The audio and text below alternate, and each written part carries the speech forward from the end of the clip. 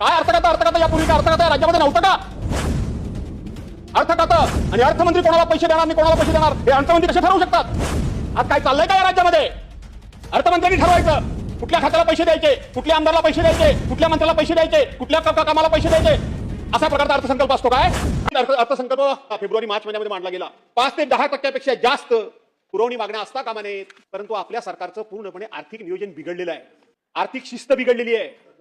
या महाराष्ट्राचं पूर्णपणे अर्थकारण आणि एकेकाळचा शिल्की अर्थसंकल्प मांडणारा महाराष्ट्र आज दिवसागणिक त्या ठिकाणी तुटीचा अर्थसंकल्प मांडायला लागला. अध्यक्ष महोदय, दादा हे राज्याचे अर्थमंत्री आहेत, पण आता सभागृहामध्ये किंवा सभागृहाच्या बाहेर दिल्लीच्या नेत्यांच्याकडे तुम्ही आपसातच एकमेकांच्या तक्रारी करायला लागले आहात.